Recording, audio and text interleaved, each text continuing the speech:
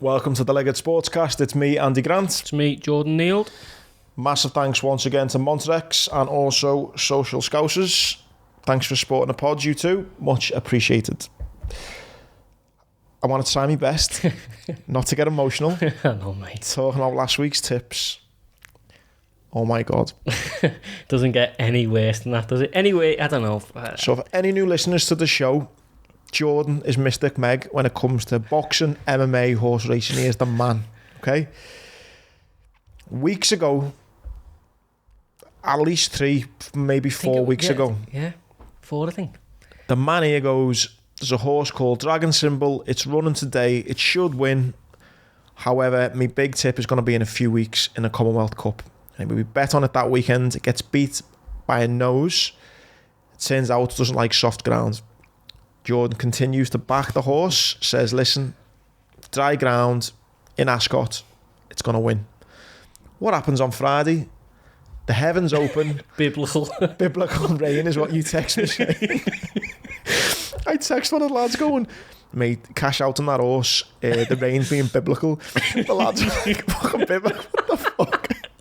I was Googling ways to say bad rain.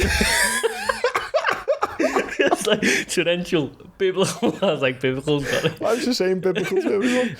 They were going, why lad, what's up with it? I was going, biblical rain, lad. Cash out. So anyway, Friday morning, Ascot nearly gets cancelled because the rain is that bad. Doesn't get cancelled. An inspection at about 1:15, I think it was, or something, 1:45, goes ahead. Horse Dragon Symbol doesn't like soft ground.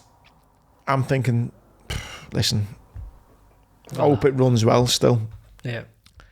Not only does it run well on soft ground, it wins the fucking race. I feel like I'm getting a bit emotional. Yeah, mate, I'm telling me. Oh. It wins the race. However, because of a steward's inquiry, because it veered ever so slightly to the right, the decision got turned around and the first place went to what was second place, Frankie Dettori's horse. Which meant, though, that if you backed Jordan's pick, he still won, as it was first past the post. However, if you backed it anti-post, i.e. followed our tip, well, Jordan's tip a few weeks back, you won nada. And let's just say, a few weeks ago when Jordan backed it, you were getting 16-1 rather than 5 or 4 what it went off for. I felt bad. God knows how you felt, Jordan. Mate, I was just... Talk to me. To be like, so I went from, this is a space of a minute and a half. I went from like jumping around as I was lifting the kids up. I was like, oh man, we're going on Aldi. And he goes, anyways, it's like, then you think, I think the commentator said something like, oh, he's veered there. Oh, that's just racing to go into each other. And then obviously the steward's bell rings, and then I'm on Betfair Exchange and it's trading low that it's going to get reversed. I'm thinking, you've had me off here. I luckily did put a bit more on today, so I got something back, but nowhere near what I would have got back. But, you know, if you're going to... Horse racing is up there with the hardest sport in the world to predict. You know, boxing and MMA, I've got, you know, all the... I can research, I can do this and do that. I can sort of tell. Horse racing is the hardest sport going. So we won, and they took it off us, but... Mate, honest to God. That horse though, mate, it ran like it did on soft ground. They wouldn't have seen which way it went if it got the actual ground, so we would have won and we'd have looked good. But it would have won by a country mile. If that horse is going like that on ground it doesn't like. It's ridiculous. And then the best thing is, the horse that eventually won, Campanelli, I think it was called, that headed Dragon Symbol. It went ahead of him, and then Dragon Symbol battled back and won the race. Yeah. So if he got impeded that much, he wouldn't have been... He was in the lead. But it was such a tight decision that you'd speak to one horse racing expert, you'd speak to another commentator, another expert. Everyone was split. It was so close on... Mate, it was didn't help that it was Frankie Dettori on the other horse. Do you know what I mean? Because, you know, he's Frankie Dettori, isn't he? But O'Shea Murphy, who's a superstar, went and won the next race. Well, he got jockey of the tournament. Yeah, jockey of the meeting. He's just an absolute... O'Shea Murphy, unbelievable. Yeah. Well, 24. Yeah, 24, 25, yeah. Running the game. He's got the game at his feet. But he's, to lose like that, just it was sickening. But on a positive note, though, just on the few messages that we received, and I did, I reckon you won people close to $5,000. Oh, mate, it was right up People there. were jumping on it. Yeah. And so if you won, if you're on it, great. Yeah, well done. But, well done. I mean, I think, you know, the plan is now July to go again. It can't rain in July. It just can't.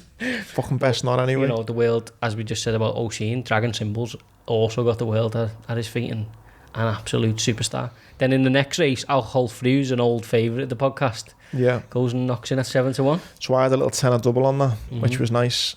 But I would have threw more on it, but again, the rain put me off. Ridiculous. But what can you do? What can you do? I think the best tweet we received, because we see guys a lot, someone tweeted saying, even when he loses, he wins. But it was brilliant. It was. You've been on fire. Another funny little added extra to this.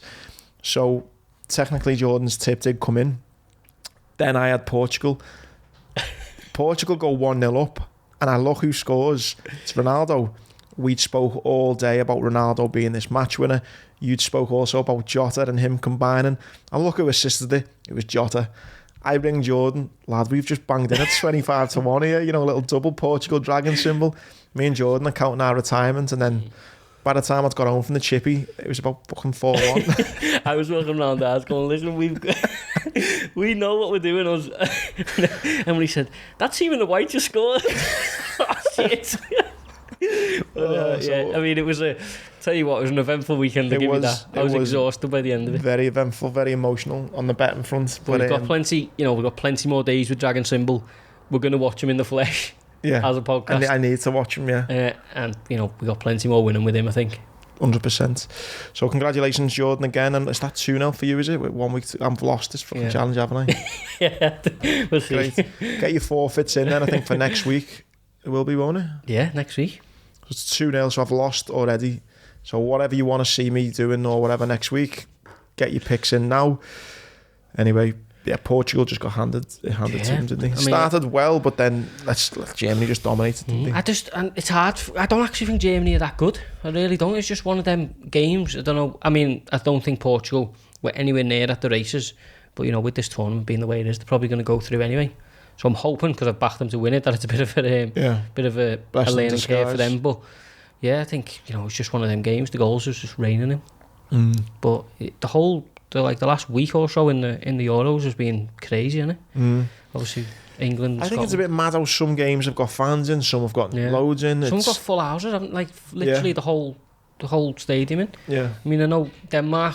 Obviously, what happened to them with Ericsson, but I think they had a full house against Belgium and they performed they got beat in the end, but they were brilliant for a long period. I think I'm struggling with this 3 teams going through. I don't understand how it works. It's like the best third place, isn't it? But it's just crazy. But obviously we're getting to towards the business end now, so, you know, it starts to heat up now, doesn't it? Yeah, so obviously we're recording this now Wednesday. You'll be listening to it or watching it Friday, so we don't know who England will be playing yet, but they're going to play on Tuesday against either France, Portugal, Germany or Hungary. I doubt Hungary, but I can't see them going through. No, I can't. I mean, you know, I know England won, so it's last night. I didn't watch much of the game, but, you know, I've just not been impressed at all, really, by England. You know, Scotland obviously went out, but they're third lowest ranked team in the entire competition. You know, they beat England in terms of for will and want to win, and, you know, they probably should have won the game, really. Yeah, I agree. And, you know, England, they you know, they've scored, but Harry Kane's not on form. The team doesn't look really in cohesion. They may be painting over the cracks a little bit with, you know, 1-0 victories and stuff, but, you know, if they bump into one of them teams, I just, for the life of me, and this is really, genuinely and honestly being impartial, I really just don't see how they win. I just can't see it. What's interesting is before the tournament, they were all saying the attacking power is going to be the thing that gets England through. They're very strong defensively. And I wouldn't say they've looked strong defensively, but they've kept 3 clean sheets, but they've scored 2 goals against, again, Scotland, the third lowest ranked side.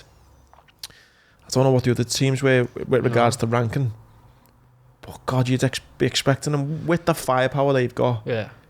Kane, Sterling, you know, Sancho on the bench. Don't know what he's done to Southgate, by the way. Just can't get a look in. Literally can't. Dominic Calvert-Lewin's was saying, I know, did he come on for a few minutes in the first game or something like that, but yeah, I mean, I just don't see how England get any further as soon as they meet someone who can match them. I mean, you know, you look at this. You're playing Croatia, who are an aging side. Czech Republic, who man for man you should be beating every time you play them. As England, with the talent pool England have and the players they got to select from. Scotland, the exact same. Scotland, I don't know how big Scotland is in comparison, but you know, they should have been getting at least on a bad run. They should have been getting 7 points. Easy, yeah. It's not like they've had this big challenging group and, you know, they grounded out a draw against them. They got a nice, you know, steady 1-0 win there and then closed the group. Brilliant. I know you can only beat what's in front of you, but, you know, if anyone's sitting there going, England look great, the Lions themselves. Yeah, I was gutted for Scotland. Yeah, I was. But the other thing which I thought was mad about this tournament, Billy Gilmour gets COVID, which means he can't play. But the rest of the Scotland squad who he's been with for the past 3 weeks can play. But the 2 England players that he hugged at the end of the game can't play. Oh, mate, I don't even know. I don't know how that works. There was a picture from 5 minutes before he was hugging Ciryl and Mount, hugging Lyndon Dykes, who's the striker for Scotland. But Dykes is playing Mount and... It's mad. Like, I reckon there's just a big hat in some room, right? And he just put their hand in and go, what's the answer to this little query you got here? Can't play, unlucky boys. Do you know what I mean? There's no logic. Where if someone goes, I've got COVID, hang on, how many days have you got to be on your own for? 3 days. It's got to be. There's no other explanation. Yeah, this whole thing about, you know, I'm not even going to go into COVID, but the thing that pisses me off now, yes, COVID is a thing, yes, people get sick, yes, people die, it's very sad and it's all it. The thing that pisses me off, which then feeds into the conspiracy stuff, is these rules. Yeah. You know, you can't go out, you can't do nothing, yet there's now 2,000 VIP delegates who don't have to quarantine. How the fuck? How much of a kick in the teeth is that? Yeah. To, you know, your DJs, your nightclub owners, your people who are getting married. You know, you can't dance at a wedding, but 2,000 VIP is going to come and watch a game of football. And I think, you know, I know we had fun with it, but Ascot was the same. There was crowds and crowds at Ascot, all in like little DJ pens, and everyone having a great time after races, and you say, you know, you can't dance with your daughter or your son or whatever at a wedding. Do you know what I'd get, like, you know, this is not the podcast for us to be throwing all our beliefs in, but I'd get in line if it was consistent. I know, 100%. if there was a consistent message, I'd get in line. I've said this from day one. The reason I can't get on board with all this bullshit is because that's that bullshit. You know, they're just so inconsistent with the message. You know, you can do that, you can't do that. If you come from Nash Place, you got to do 5 days. If you do there, you got to do 10. If you get a test out that you only have to do 2. And it must be so hard for England or for all the other teams. Like, how are you meant to plan in the? Well, Southgate come out, didn't he? And he said, like, I don't want to kind of drop Scotland in it, but why do none of their players have to isolate? How are you meant to, like, navigate your way through a tour? It's hard enough anyway. Are you meant to navigate thinking, right, so my player hugs once, right, you can't play, and, you know, do you look at the players and say, what are you doing that on camera? Because I guarantee if that happened in the tunnel, they wouldn't have been banned. Oh yeah, 100%. You know what I mean? You got to keep up appearances, but it's crazy. And this tournament, you know what, and it could have cost Scotland. Who knows? You know, he's the best player by a country mile. He ran the game against England. So if he plays, Scotland go through, and now they can't. And anyway, so yeah, England got through, top of the group, so they'll play one of them 3. Can't see them going through. It'd be great if it's Portugal and they beat us because they're my tip. Italy look good, don't they? There was one we didn't really mention when we start, but, you know, I don't think anyone could see them performing the way they are. But the interesting thing about Italy, a lot of their players are from, like, the smaller Italian side. It's quite good. Like, I think someone was saying, like, a couple from, like, Sassuolo, like Udinese and stuff like that. Whereas, you know, I associate classic Italy teams with all these big stars and, like, Juves, your Inters, your AC Milans. Del Piero and them. But it's like, now they just look like, you know, I know they didn't qualify for the World Cup, did they, the last one? The World Cup or the Euros, and I think it looks like there's a blessing for them because they've just now got this team of, like, young up and coming players. Then they got a little bit of experience with Chiellini and stuff. Just they look like they've got a perfect balance of tournament footy. I think all the big countries that you'd expect to do well have looked well, apart from England. You know, Belgium, I think Lukaku's always going to score goals for them, and Netherlands as well. Wijnaldum's on fire, isn't he? Brilliant. He plays in a much more further role forward, doesn't he? He's like Mr. Tiff, like 5 years. You know. But listen, what a job he done for Liverpool. I can't help thinking, not so much we missed the trick in playing him out of position, but we missed the trick by not just bowing a little bit to his demands. I'm not saying, like, give him everything he wanted, but I would have been more accommodating to keep him at the club. He's 100% still. Like, this year he would have a role to play at Liverpool, without doubt. Yeah, I think so. You know what I mean? And But the thing is, we've got to go and replace him, and all the things coming out of Liverpool at the moment is that we're not going to be replacing anyone. I don't think we do now. I think in the sense it'll just be those three, as in Thiago, Fabinho and Henderson. Yeah. I think that Curtis Jones and stuff. I think the likes of Curtis Jones, Chamberlain, maybe Minamino if he comes back in, Keita, they're the ones who need to step up. Yeah. Fair point. It's like I don't like these things coming out of Liverpool with him saying like we're not going to, we're not in the market for this player, or we're not in the market, and you got City going 100 mil. Although I disagree with it, 100 mil Harry Kane, that's what we need. Like, going on how Kane's played, I think someone 50. I think someone's told him that I've backed him to be England's top goal scorer, and he's just missing every chance. Fuck that podcast. But yeah, he's been awful, hasn't he? He doesn't. I've always had this thing about Kane about his, like, I believe his injuries will catch up with him one day, but he looks like he can't move. He looks physically fit visually, but like little sharp movements and stuff he just can't do. And that's his strength, wasn't it? It was like shifting it and being able to hit it, well, both feet. I'm not even saying he's a crap player, because he's not. He's been a brilliant striker, and he still is a great finisher. But all season he got top goal scorer and top assists, but he's just lost like a couple of percentage in. But everyone's on him now. I believe Southgate should have took him out of the thing a little bit, took him out the firing line a little bit, and then let it, like, say to him, like, yeah, there's 90 minutes. Like, if you give him half an hour, but then in the knockouts, they go win the tournament for us then. Do you know what I mean? Give him, instead of going, no, he's the best player, he's playing. And he'd have took him off, if it went in the papers all week, he'd have took him off in that game. He left him on, or I don't know if he got subbed really late, but he got... About 10 minutes to go, he come off, I think, didn't he? He'd have got, like, with the same 60 minutes, come on, get some fresh legs on. But, like, it was only because, like, the media's been on him. Yeah.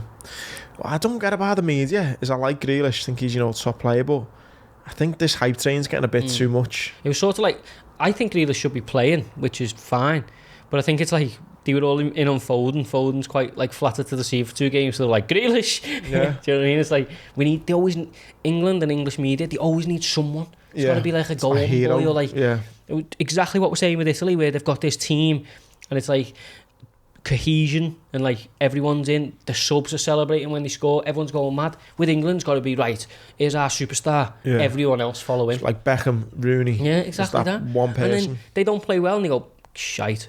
Yeah. Crap. Like, Foden's probably the best English talent we've got. And it's like, oh, fucking hell, get Grealish on. It's like, listen, Grealish looks like a fantastic player. He's only had a season, has he, in the Prem? Well, I think it's like a season and a half consistent games anyway. Yeah. Listen, he's a good player. He, got the assist last night, but I wouldn't... and I like him, yeah, and it would be nice to see more of him, but I'm not like... Yeah. Fucking Grealish is the new Gascoigne. I don't know whether it's Grealish or any other player. It's just the fact that what annoys me is it can't be England, like the England team. Yeah. It's to be like the England individual followed by 10 other players. Yeah. Do you know what I mean? It's just like, be a team. And, yeah. I'm no England fan. I think I've made that clear, but it's like, it's so annoying. No. It's only England that do it, really, but... Yeah. So it'd be interesting to see how they get on over the weekend then anyway with the tournaments. Back to club footy. Rafa's back, isn't he? What is all that about, lad? Don't know. Hey. How have they not got a manager yet? I don't know, it's been a while, hasn't it? I reckon because I know Jim White broke let's it. Try and be impartial without laughing at all of this. All my Everton mates are like, some of them said, we get behind them, whatever, but it's like, why would you do? You're just setting yourself up to fail. Yeah. Well, if he loses one game, the crowd will go mental. Yeah, he will not get the time afforded to him that some managers would have. So then in 12 months or 6 months, you're going to be in the exact same position you're in now. Yeah, he's... I don't mean the sinking ship analogy. He's just like, the second he does something wrong, fucking cop-out, get him out, shite. And I don't even blame Everton fans for that, because that's a rivalry, but like, of all the managers, there's loads of managers. I think as well, someone made an argument, said it's got nothing to do with him being a Liverpool manager, he's not a winner anymore. You think, well, what's he done? He's been at Newcastle, he was out in China. Where else did he go as well? At Chelsea for a bit, wasn't he? And then... but he's not really... But he won at Chelsea, in fact, didn't he? Yeah, but he hasn't done, like... Even that's like 10 years ago or something. Longer. Like... I don't know what he's done in China, if he had any success out there, whether he did or not, it's not relative to the Premier League. No. So, like, if you're going to appoint Rafa, who's not shown who's obviously been a good manager, but then not shown anything for a long time, just appoint someone young. Do you know what I mean? It's as much of a risk. But at least the fans are going to go, all right, well, there's a young manager, let's try and get behind it. They're going to see Rafa and go, well, what? Why is he here? Yeah, I don't know anymore. I mean, social media is that mad with photoshopping and stuff. Whether some of these are real, something like the flags outside the ground and stuff. Do you know what you were going to say then? It keeps making me laugh. About 2 weeks ago when Rafa posted that picture of him like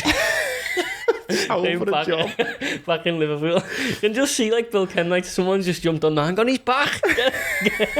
Get him in! It's crazy. I hope they don't, I really do. Like, I'm just imagine how Kenwright goes, hey Mashiri, just been on Instagram there and Rafa's at home, he's in Liverpool. Is he still in China? No, his Instagram, it looks like he's back on the world. It's nuts. Like, I don't know one argument for Rafa Benitez that makes any logical sense. No. 1, he's a red. 2, he's not won it in a while. The last thing Everton need is the fans to go to turn against the team. Surely you want to be going into that big stadium that they've got, which looks great and stuff like that, and I hope they're progressing by the time they get there. But sure, you want to go in there with like a bit of like a young manager, a feel-good factor. He's just going to park. He's just going to go, right, come in, 6 at the back, 4 in the middle. Yeah. Don't get beat. Yeah. And I think as well with Rafa, one thing he did have with Liverpool, which sometimes affords him a bit of time, was when they had these spats with the owners and stuff, the fans backed him. Yeah. The fans aren't going to back him now. No. At Everton. It's sort of like... It's such a strange situation, that managerial kind of time now for Everton. Yeah, but, they've got to make the right decision. And this isn't it. I don't believe it. I reckon they leaked it a bit to see what they've got, what they were getting back, to see the reaction. And I can't imagine they're going to appoint him now. But if they do, Jesus Christ, you're going to be on Twitter that day. They need to appoint someone soon, though. Yeah, they do. Because the fixtures are out, aren't they? And then I know we're in the midst of a tournament, but it comes around quick, that pre-season and stuff. And, I think players are starting to sort of slowly go back now, aren't they? Like, the players in our tournaments and stuff. I just think as well, we touched on it a few weeks back, like going back to the Harry Kane thing for a second, but how much is that affecting people knowing that, new manager, have Tottenham got a new manager yet? No, I think they were trying to appoint Gattuso or someone. They were close to agreeing, someone weren't they, and they got fucked off. But, yeah, I don't think that. So, Harry Kane, whether it's an excuse for his poor form, but, he's thinking, Tottenham haven't got a manager. There's talk of Man City coming in with 100 million. He's maybe talking to the likes of Foden and, Stones, what's it like, Man City, what's Pep like? It's such a strange situation for players. No way he's not knowing if you're coming or going. No way he's not on his his phone to his agent and that, and the day-to-day basis, saying like, where we are, where are Tottenham, saying what clubs are in for me. No matter how good you are, if your mind's not there 100%, that's in any walk of life, football, work, sort of, anything. If you're not there at 100%, your performance is going to be affected, and it's just a fact, isn't it? I've seen as well that he'd only just signed a contract, until 2024. Yeah, it makes things more complicated. And Daniel Levy's kind of been like, he's put in a bad light now over the European Super League. He's in a bad light with, appointing Mourinho and it not working. Is he going to be made to feel in a bad light again? Over like losing the duel with Harry Kane of, no, you're staying, no, you're going. Yeah. Some job he's got on there, like Tottenham, especially with that stadium there, is probably paying a lot of money for, or got to pay for over the next coming years. It's a tough. I think Tottenham for me, we laugh and stuff and about the Everton situation, but Tottenham for me is the most dire situation, because they're just they're in no man's land. Best player wants to leave. The managerial appointments haven't worked. The ground's not filled up, so it's not paying for itself that they banked on. It's dire, isn't it? Downhill. Yeah, no, it is dire. So the footy. What else was going to touch on with the football? It's been all footy, hasn't it? Really, like that's it. It's just the Euros. Yeah, I've actually, I've got into some games a little bit. Somebody barbecues me. It's now like, oh yeah, Slovakia's on. Hit the barbie out. But yeah, we got obviously looking forward to this week. Got quite a lot going on. Good bit of good news is that the UFC that I bang on all about times on it's on European friendly time. It starts. So where is it actually on? I think. Let me find out where it actually is. If it's on a European time. No, it's in the Apex in Las Vegas. How are they doing that then? So the fighters are going to be fighting a bit off time. It's fine, about 2 o'clock in the afternoon. Yeah, it's when. But the top of the bill is a French heavyweight against a Russian heavyweight. So what the UFC have started doing, which is really good actually, because the European MMA is growing so fast, when the sort of all European fighters at the top of the card, they'll put it to European time zones. That's So, good. you know what I mean, to get the European engaged. And then obviously when the American fighters, which dominate the roster still, are at the top, it's obviously on American time. But if you give like European fans like me, for example, one night every now and then where it's on our time, get in, you know, you don't mind. Yeah, it's a little win for you. Yeah. So I think that starts BT Sports like 7 o'clock. I think the 8 o'clock Euros games like Ukraine and someone. So, you know, boss little Saturday. Hopefully it's going to get, just hope it's going to get enough eyes, do you know what I mean, on it? Because obviously, in order for the UFC to keep doing this, you get more, they want to get more eyes on it. But it's a boss card. I mean, obviously, it's heavyweight at the top, Ciryl Gane, against a guy called Alexander Volkov, who's very, very experienced fighter. I think about 6'8" or something. Brilliant jab, hard as nails. Ciryl Gane is a French heavyweight, 8-0. You know, on that one, just before you say that, we've just done a podcast with Nick Pete. Your idea to get him on, unbelievable podcast, so funny. That'll be out Wednesday. One thing that you two brought to my attention, which I didn't know, was training MMA was illegal in France. Since like I think it's only like the last 12 months where it's been lifted. Might be even be like shorter than that. So this French fighter, has been training been all over US and stuff. But he's Ciryl Gane. His name is, you know, looks like a Greek god. Hard as nails, can do a bit of everything. You know, people are saying he's maybe the next UFC heavyweight champion, and this is his like, you know, he fought Rosenstruik last time, was really good, but then Volkov again, another good step up, top of the bill. You can sort of see the UFC train starting to get behind him because you know, if they go and sell out France first legal MMA event, and they blow it out the water, do you know what I mean? And is it big there in France? I imagine it is, because it's like anything, and it's like forbidden fruit. Like, you know, it's great. But it's I think, you know, there's definitely a market for the European MMA is absolutely flying. So I think if he can get another win, start pushing him towards, you know, fighting Ngannou, who the champion is. I think Ngannou is he's from Nigeria, I believe, but I think he's got a link to France as well. So imagine like Ciryl Gane versus Ngannou in France. That'd be massive, that heavyweight. Just be incredible. But boss card, loads of like fighters you won't have heard of, but you'll watch them on Saturday night and go, what a beast. Yeah. You know, perfect like time. Your Sunday morning ritual, we fucked up. Yeah. We're crying now, watching anything I can. But there's a British guy on as well, Jai Herbert. He was Cage Warriors champion. Again, we touched on him with Nick earlier. It's his second fight in the UFC. He come in, went to Fight Island, got knocked clean out, like a bad stoppage. He gets another opportunity in the UFC on this card against Renato Moicano, Brazilian guy, who's just a beast as well. So he's had no easy fights, Jai Herbert. But I really rate him. I think he's a really good fighter. He's 2-1 underdog. I mean, you know, you don't know what the knockout done to him, so I wouldn't bet on him. But you know, if he can get a big win on a European friendly time zone, you know, first win in the UFC be massive for him.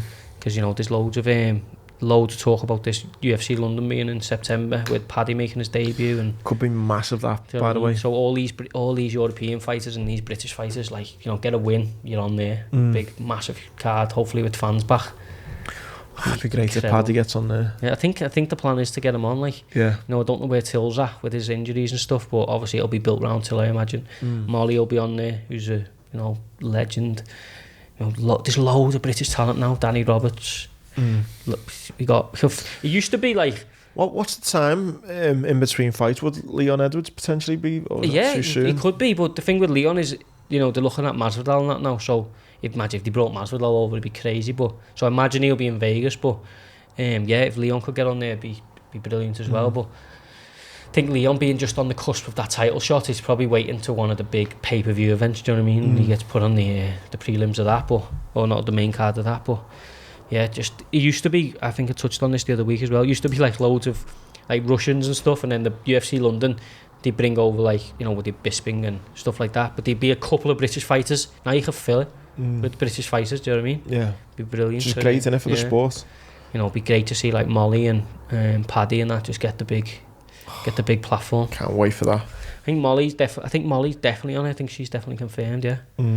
There was a good little story about Molly actually. Danny Roberts, who was meant to fight last week, he his fight got called off in the end, but you know the pride stuff, the UFC were putting rainbows on people's shorts if they wanted it, or the name could be in the rainbow colours or whatever, and Molly wouldn't get a chance to do it because she wasn't fighting. So Danny Roberts said, I'll like my name up in rainbows, like tribute to Molly.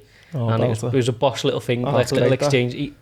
His fight sadly fell off, but it was boss. Do you know what I mean? It was like a little MMA community thing. It was boss. Did you see the thing with the German FA? What they tried to do? Refusing to light the stadium. So the German FA wanted to light the stadium, the Allianz up in the rainbow colours, and FIFA or UEFA said no. Yeah, it was something about the Hungarian don't agree with it or something. Was it? Yeah, the Hungarian. Oh, it's ridiculous. But then all the other German clubs said they're going to do it instead. Yeah. I hope they just go, we're doing it anyway. Yeah. You know what I mean? You'd always get the people like stuck in the dark ages, like, get that off the telly. Do you know what I mean? But they're just idiots. I mean, I'm not being funny. In this day and age, with all this shit going on, all the bombs getting dropped in fucking countries and kids dying and all this, if your biggest problem is a fella fancying another fella, fucking hell, lad. Do you know what I mean? Get really? a life. two birds necking off in the corner. That's your biggest gripe in life. Fuck off. I don't understand, like, they have this, they're going to kneel at that game, or they're going to show the respect signs, pointing to respect, but then they're saying no, when we respect these but not them. Do you know what I mean? Yeah. Don't mind black people. You gays can get to fuck. It's stupid. It's like, it's ridiculous. But you know, unfortunately we live in a world where there's still people stuck in the dark ages. But yeah, I just thought that was a boss little touch from Danny Roberts. I wish he would have actually got to the octagon. And it is things like that are making really slow and frustrating but changes, because there was an American, don't know if you see it. Yeah, the American, NFL guy. Yeah. He's come out and he's the first active NFL player to come out. Isn't it? And hopefully it continues. As he said though, I've seen his little Instagram, he said, I hope we get to the point where we don't have to come out and we don't have to. It's not a thing, Just, you know, I'm gay, okay, no problem. Where are we going for the coffee? It'd be great, you know, when you see like a really fit bird and a fella's dead ugly, and then someone goes, hey, that's a fella, you know, you fuck off. Really? Yeah. You know, if someone went, hey, that's fucking, you know, Joanne, oh, that's a bird, Denise, and you go, fuck off, is she gay? Yeah. That's my expression. So a really fit bird with a really ugly fella would be the same if someone went, hey, Jordan's gay, you know, I'd go, oh, is he? Yeah. That's it. Yeah. And that's where the world needs to get to. Isn't it mind-blowing that we're not there yet? No, I know. It's mad, isn't it? Well, you know, it's just... so fingers crossed, with the rainbow, with the stadium, people are taking... I think I've seen, who was it as well? There was a footballer, Griezmann. Was he? Yeah. He tweeted the proposed Allianz stadium. Oh, brilliant. To say, like, you know, we should be doing it. So to be honest though, the thing is that I guarantee you now there's plenty of gay footballers who are not out. Oh, there's got to be, hasn't there? That in itself is ridiculous. Like for someone to have to hide a part of themselves because of backlash is just stupid. Well, you imagine, mate, you've just won the league and you're walking around Anfield or something. Yeah, but you can't have your close ones on with you. Yeah, well, you can, but you don't want to have your fella on with you because you're thinking, oh, fucking hell, everyone will. You know, you've got, I don't know, Salah with his missus, Endo with his kids, his missus, and then you're there and your fella's in the crowd, but you're embarrassed. How sad's that? It's horrible, like, to not be able to share your biggest moments and stuff. But, you know, as we rightly say, you know, the people like Danny Roberts there and Griezmann and the guy from the NFL and all that, hopefully we're starting to just make changes so that, you know, in 5-10 years we get to the point where it's not a conversation anymore. No. Who you decide to be with in your life is your complete decision, and, you know, no one can tell you any different. Yeah. But yeah, it's a... Fingers crossed, lad. Obviously it's a big weekend for the UFC. Boxing, we got quite a good one, but it's all America-based. We got Gervonta Davis, who's Floyd Mayweather's little protege, 2-weight world champion. He's going for a 3rd weight world champion. Do you know what, though? It's mad, because we should be giving him loads of credit. He's fighting Mario Barrios, who's 26-0, up at super lightweight for a WBA title. But I think he won titles at lightweight and super featherweight. But he should be at super featherweight, so he should be at 130, 135 maximum, but he's fighting at 140 because he can't be asked. What do you mean he can't be asked? He always fails weight. He's incredibly talented. Constantly fails weight. I think he's failed weight at super feather. He's failed weight at lightweight. Now he's going up to 140. Probably failed weight again. But he's an incredible talent. 24-0, punches like a freight train. Got the looks, got the story, got the chat, but just doesn't stick to a division because he doesn't want to make weight. What's that down to? Laziness or unprofessionalism? What? Too big for your boots or what? He's 24, 23 KOs, 26 years of age, an absolute monster. But you know, you see, he's fought at lightweight, super feather. Why could you not be arsed making weight though? What's the? I don't know. It's a mindset thing, isn't it? You know, he's obviously got a very lavish life. You know, just likes to go for the hard chips every now and then. But it's like it's mad. But he's one of them fighters. Like you think, He's got him lavish life. I just got him pictured up and just in the corner, chippy, just one more chicken kebab. Go on, please. But it's mad. But he's probably not going to get. You know, he does have the tractors because of what he does. But you know, this is a fight that everyone should be screaming from the rooftops about. Do you know what I mean? 24-0, 23 KOs, can put your lights out. This is a tough fight though, to be honest. Obviously in a weight class that he doesn't belong in. So, you know, there's that old saying that there's weight classes for a reason. So, you know, I don't believe he'll get beat. You know what I always think though, as a proper fan, I mean, you're the expert, but as a proper fan of it, it's mad. How many pound difference is the weight classes? So for example, are they not the same in every weight category? No. Yeah, so obviously super featherweight will be £130, lightweight 135, super lightweight 140. So it's £5 in each and then division. It starts. So then you go from super lightweight, you go to welterweight 147, which is £7. Okay. And then obviously 154, 160. So it's in and around £7 and £5. So I think it's mad how that much can make a difference. The difference is they're naturally bigger men. So you boil down, which is fine. You're both the same weight on the day. It's the rehydration. So obviously, these two might both be 140 on Friday's weigh-in, but then by Saturday, Mario Barrios could be anywhere, could be 165 once he's got all the fluids back in him and he's at again. He's put all that weight back. Because they cut the weight down so much, as soon as they start replenishing and stuff, they just blow back up. And then whereas his natural, because he's a smaller man, his natural sort of weight limit, he could go from 140 to say 149 or something like that, because he's not really boiling himself down, because Barrios is coming all the way down. So then you're looking at, I don't know, a 14 pound stone swing in the actual ring on the night. Do you know what I mean? See, that sounds big when you say it like that, but what fascinates me a bit, and again, I'm probably sounding really stupid and naive, so put me in my place, but listen, we're in a barbaric sport where, you know, you've got to have balls of steel to get in there in the first place, and you want to rip this fella's head off. Yeah, there are big complaints when someone doesn't make weight, or it's, you know, oh, come on, it's a bit unfair. Whereas if you took those two same fellas in a Saturday night pub fight, you wouldn't look at them and go, lad, you're a fucking stone heavy, I'm not fighting you. But it's made such a big deal of. Is that because of the money aspect of the fair play side of things? They're essentially trained killers, aren't they? And they, you know, the way they can do serious damage with their, you know, something going wrong in a pub does happen. But it's a lot of it's like big overhands or throwing your head in or whatever. But it's these are so concise and so well trained and a stone punch with an extra stone could, right on your jaw. It'd be the difference between, you know, being groggy and getting up and losing to, you know, not getting up again. So, you know, the weight divisions are very, very important. But, you know, you've seen people go through them in the past. Manny Pacquiao's done about 8 of them. You know, I'm sure he's got a couple of doctors in the Philippines giving him a little bit of Filipino juice, lad.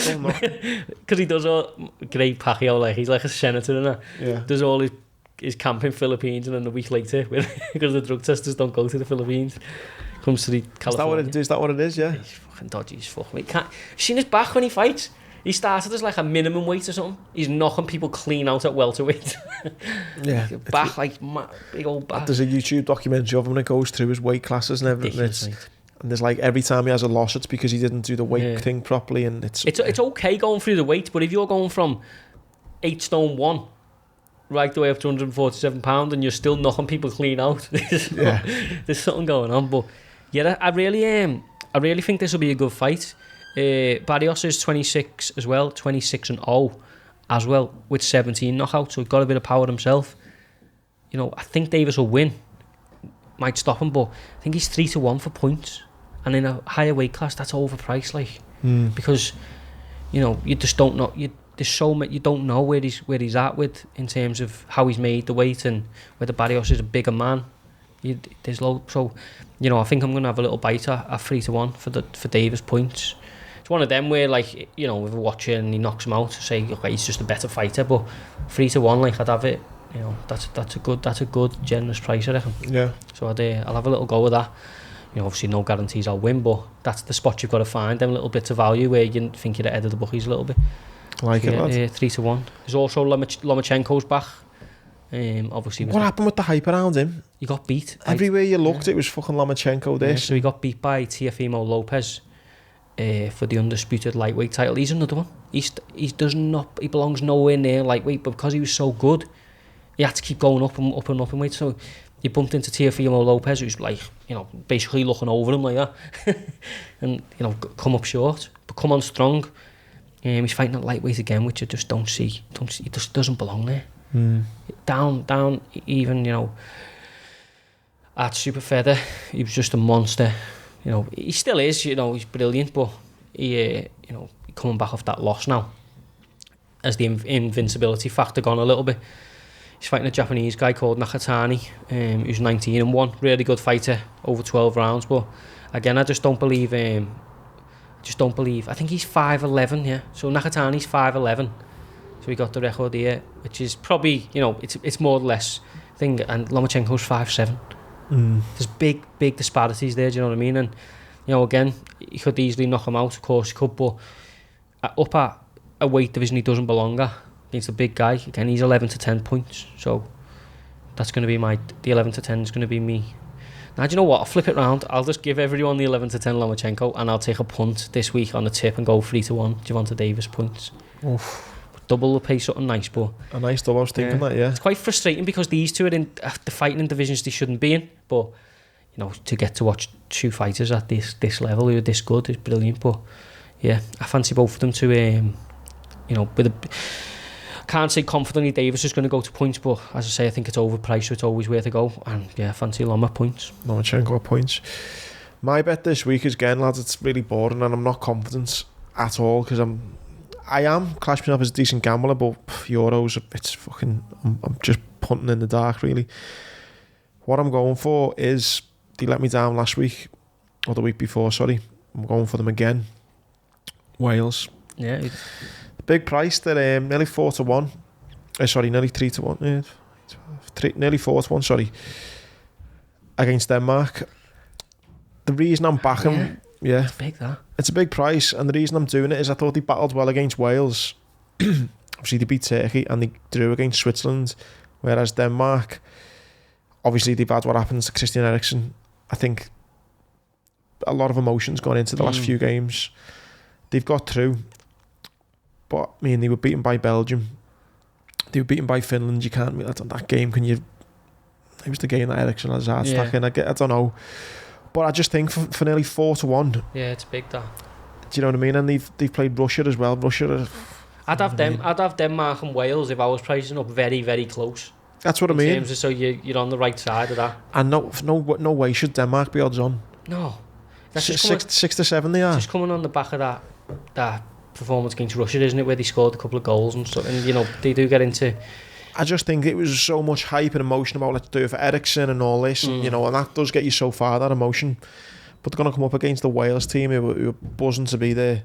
You know, they've got a lot of good young talent. Harry Wilson, you know, I like Nico Williams, might not be at Liverpool much longer, but they've got the quality with Bale. Yeah, I think you're right, mate. They're definitely overpriced. Definitely overpriced. I say, but what we're... You know, when we give up these tips and stuff, we never say to people, you know, these are guaranteed winners. But it's stuff like that, and the stuff with the Davis thing is, these might not, you know, win every week. You know, we're not going to win every week. That's a fact. But you know, you find them pieces of value where, you know, if you do win, you go, oh, well, you know what, I was the right side of that, and I trusted me ability to find it. Yeah. And if you're going to make money gambling over a long period of time, they're the bets that will get you there. Well, even a couple of quid on that treble, we've just picked out, do you know what I mean? We'll pay quite nicely, but again, and that's the other thing I'd say when I'm not confident in something. I'd say, and European football is not my forte. So, yeah, bet again responsibly. Yeah, gamble 100%. Responsibly. That's the great thing, though. You know, loads of people who won last week. There was no one saying like, you know, people do it, then great, but putting like mad money on. It was just people winning, you know, a couple of quid, you know, lock off a couple of beers for the weekend or get a pizza with your family or whatever. Listen, that's what it's about. If me and Jordan thought that we could be millionaires from gambling, I probably still would be doing this podcast with you, but I'd be doing it from Hawaii. yeah. And I'd be pissed, and I'd have jet skis in the background, and I'd be going it'd be a different story. We do well, and we win, and we will win in the future. But it's just so important, for people to understand. It's not like you're not invincible. You get. We have a joke about me nailing the boxing and stuff like that, and I've done this in my past. I will go at one point 4 or 5 weeks where I can't pick a winner. It's just the nature of the beast. It's what happens, but you have to get comfortable with that. So only be betting money that you're prepared to lose from the minute you place bet, then you're prepared to lose. But on our flip side, the one thing we can guarantee is that we're thinking. We're not just lashing up. Back trap 6 and the dogs. Do you know what I mean? It's well thought out, and we're doing our best. Yeah. So. And that's it. Anything else you want to finish off on? No, mate. Just again, another episode down. Boss thing today with Nick Pete. Lots of good guests coming up and that, and just constantly smashing out the park. Yeah, I think probably one of the best podcasts I've done. That's Leg It on a Monday, and this, I absolutely loved Nick's story. Belter story from, journalist in the Echo to now travelling around the world following the UFC. He's got a brilliant podcast, Fight Disciples. Boss fella, loads of funny stories. I found it fascinating, inspiring. I was fucking crying, laughing at one point. So thank you for getting them on, Jordan. That'll be out on Wednesday. And have a boss weekend.